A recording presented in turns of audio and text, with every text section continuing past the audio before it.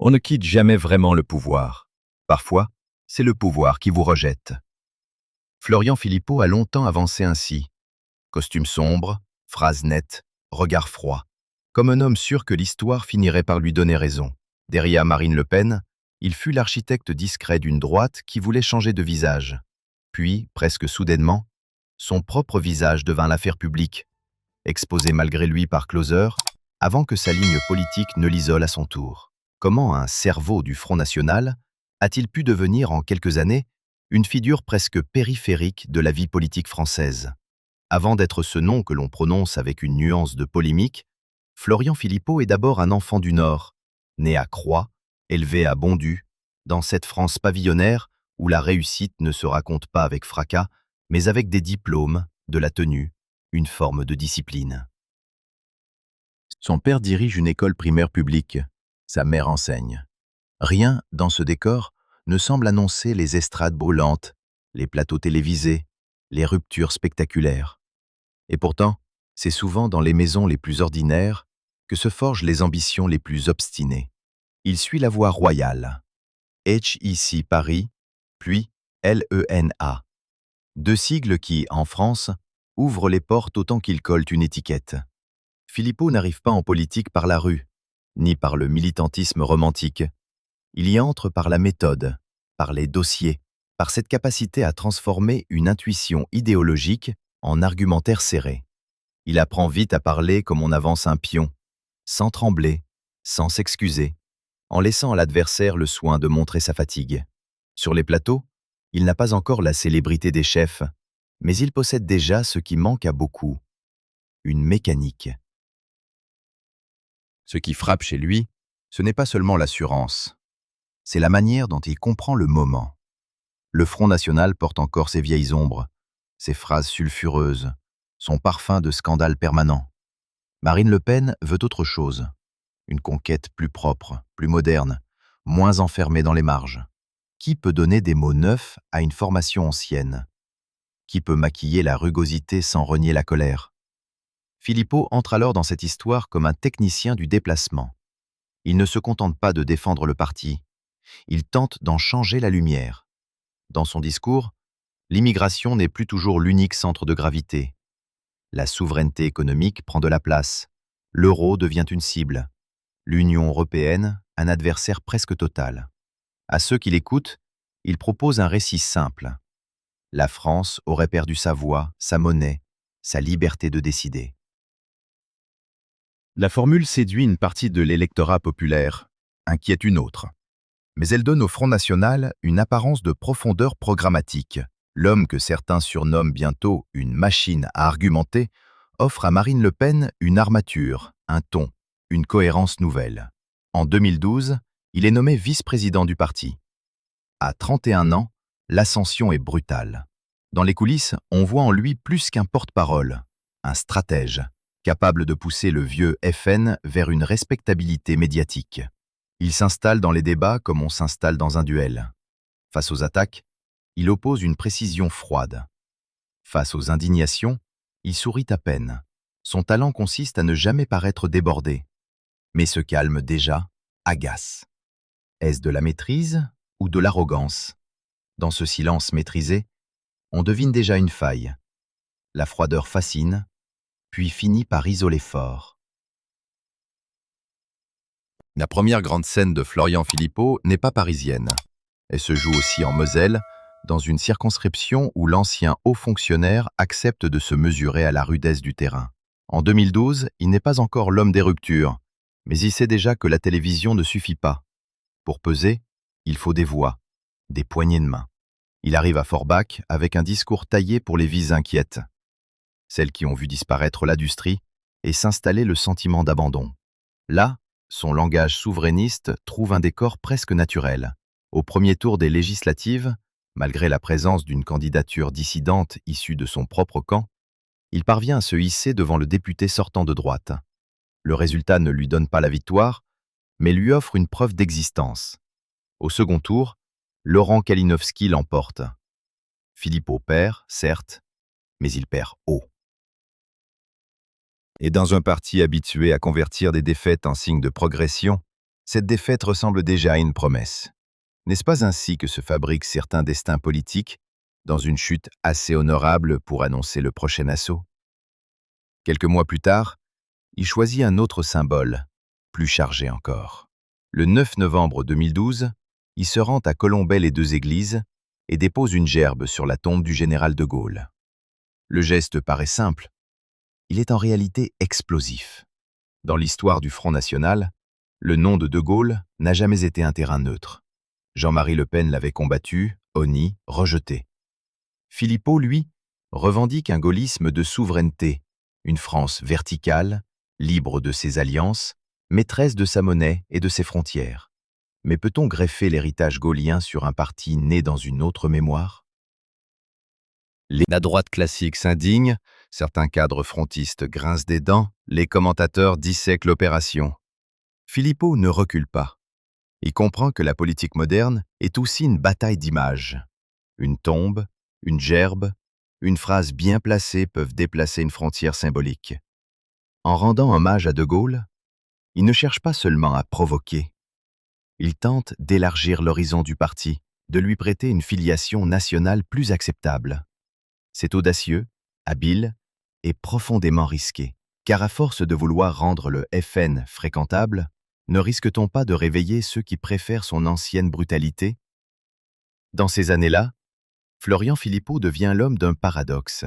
Il incarne la normalisation, mais avec une radicalité intacte sur l'Europe. Il polit la vitrine sans adoucir le cœur du projet.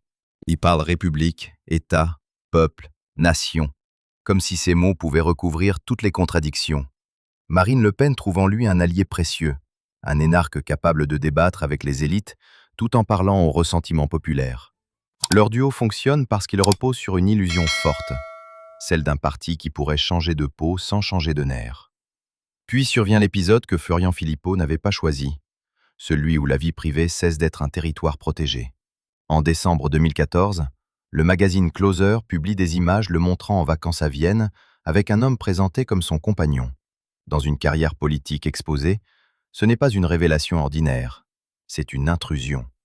Le sujet n'est plus seulement ce qu'il pense, ce qu'il défend, ce qu'il prépare.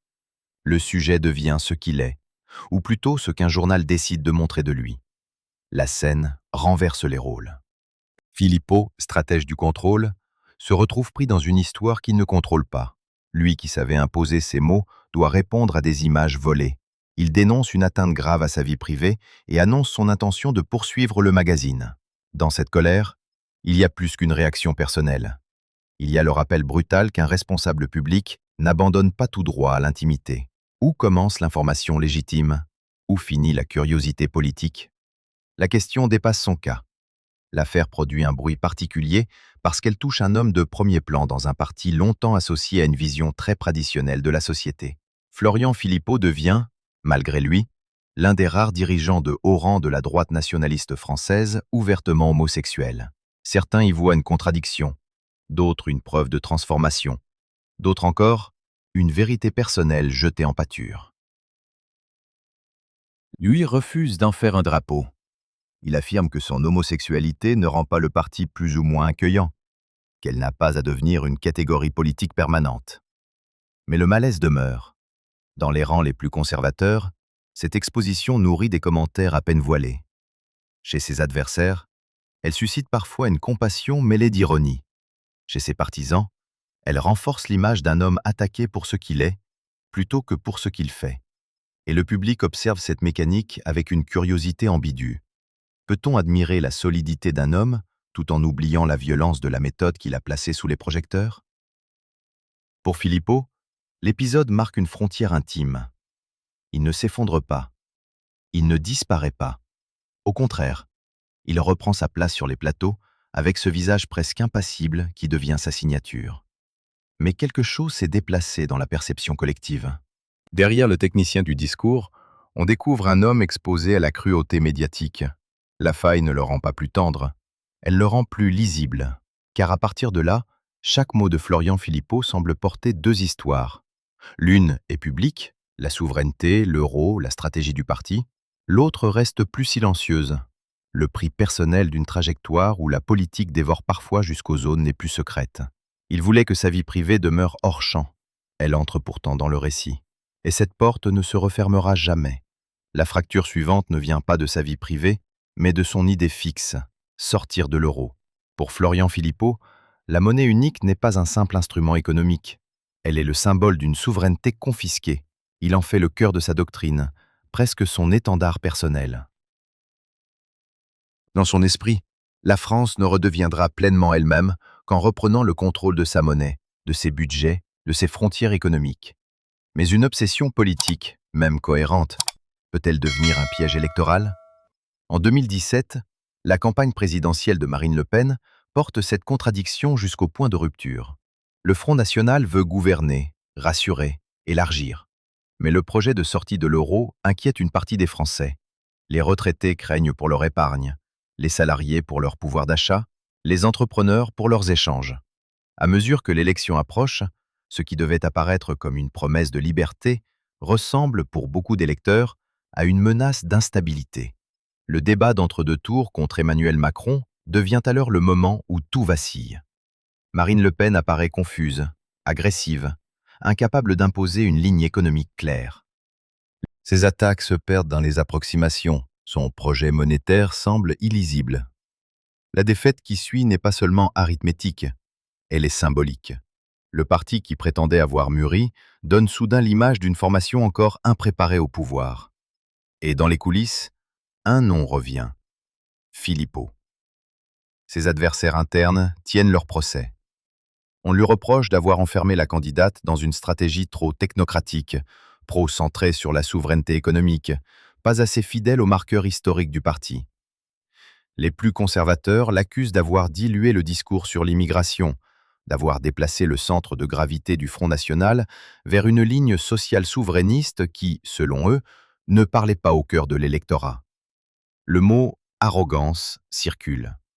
Il blesse, mais il colle à l'image d'un homme qui a souvent semblé plus sûr de ses démonstrations que sensible aux instincts du terrain.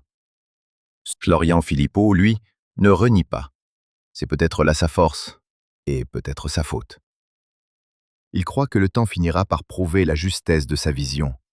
Pourtant, la politique ne récompense pas toujours ceux qui ont une doctrine. Elle récompense ceux qui savent sentir la peur du moment. En 2017, la peur n'est pas seulement celle de Bruxelles, c'est aussi celle du saut dans l'inconnu.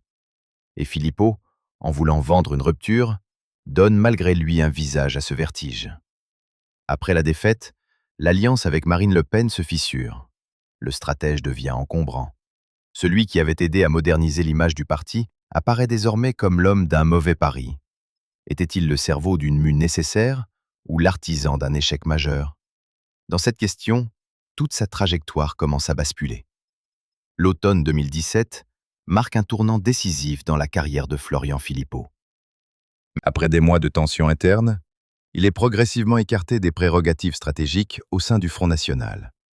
La cause officielle? Son refus de dissoudre la structure qu'il a fondée, les Patriotes, un mouvement censé prolonger sa vision de la souveraineté économique au-delà des frontières du parti. La conséquence immédiate est politique et symbolique. Philippot ne contrôle plus les leviers de décision. Il devient périphérique au sein de l'organisation qu'il a contribué à redessiner. Le 21 septembre 2017, il annonce son départ. La déclaration est mesurée, mais l'écho est violent.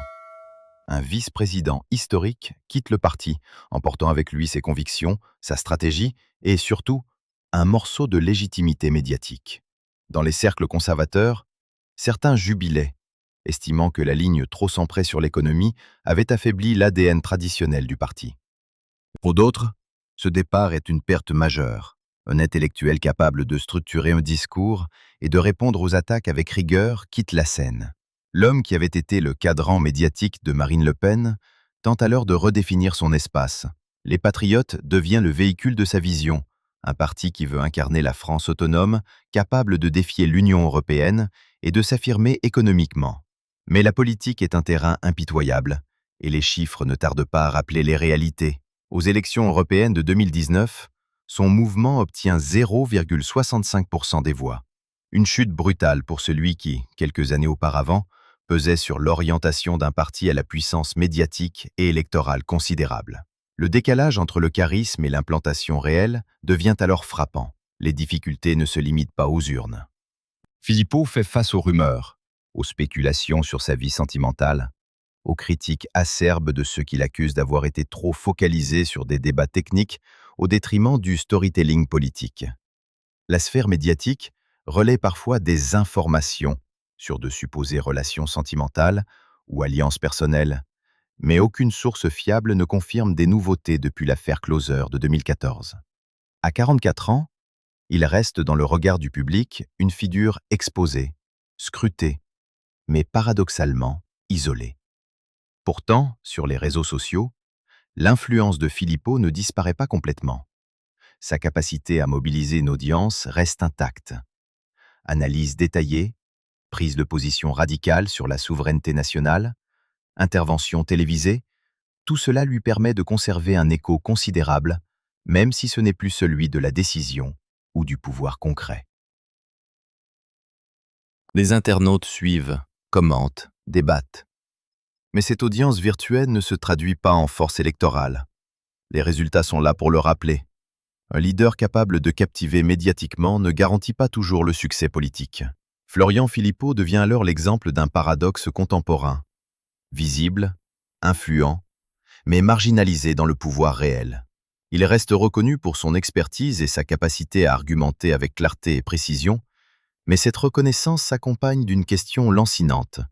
Jusqu'où peut-on rester influent quand les alliances se brisent et que la scène politique vous place en marge?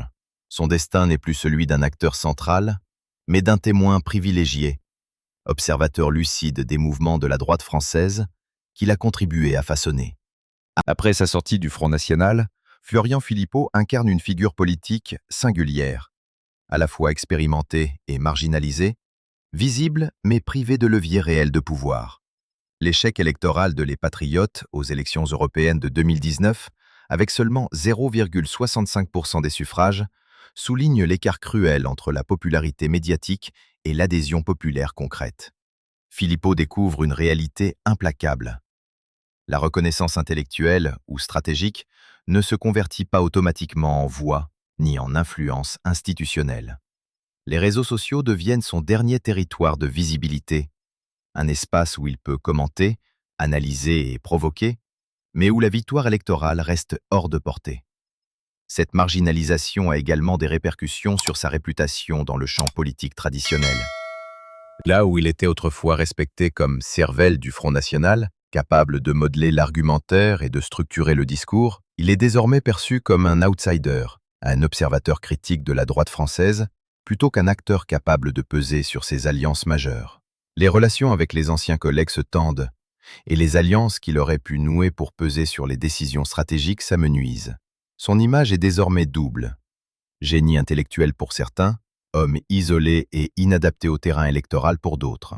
Paradoxalement, cette position périphérique lui permet de parler avec plus de liberté. Il critique ouvertement les décisions de Marine Le Pen et de son parti, analyse les erreurs de stratégie, dénonce ce qu'il considère comme des compromissions ou des renoncements. Mais cette liberté a un prix. Chaque analyse ou critique renforce l'idée qu'il n'a plus de poids opérationnel, qu'il ne peut plus transformer ses observations en actions concrètes. Ainsi, son rôle se réduit à celui d'un commentateur politique influent, mais impuissant face aux forces qu'il avait lui-même contribué à structurer. Dans le même temps, le spectre des rumeurs sur sa vie personnelle persiste. Si l'affaire Closer de 2014 a marqué un tournant dans sa visibilité intime, aucune confirmation fiable d'une nouvelle relation ou d'un autre événement similaire ne circule. Les spéculations continuent sur les réseaux sociaux, alimentées par la curiosité des internautes, mais Philippot ne fait aucune déclaration publique supplémentaire. Il s'inscrit dans cette logique de transparence partielle. Il n'ignore pas les regards, mais refuse de transformer sa vie privée en outil politique ou en argument médiatique. Cela contribue à renforcer son aura de figure paradoxale, proche des médias, mais distant des scandales de surface. Cette période de repli relatif offre néanmoins un terrain fertile pour la réflexion. Philippot devient le témoin d'une droite fragmentée, d'un électorat hésitant entre radicalité et pragmatisme, d'une France déchirée entre souveraineté économique et intégration européenne. Il développe ses analyses avec la précision d'un stratège et l'acuité d'un observateur critique, cultivant sa réputation d'homme capable de lire les enjeux au-delà des émotions immédiates. Ses interventions médiatiques se font plus rares, mais plus concentrées, toujours structurées autour d'un raisonnement logique et d'une ambition intellectuelle. Démontrer que la droite française pourrait réussir si elle réconciliait rigueur idéologique et pragmatisme électoral. Et pourtant, le paradoxe demeure. Malgré sa capacité à observer et à analyser, malgré sa maîtrise du langage et de l'argumentation, Philippot reste un acteur périphérique, privé du soutien populaire et de l'infrastructure politique nécessaire pour transformer ses idées en résultats tangibles. Il symbolise cette tension propre à la politique moderne. La célébrité et la compétence médiatique ne suffisent pas à garantir la puissance réelle, et le prestige intellectuel peut coexister avec l'impuissance électorale.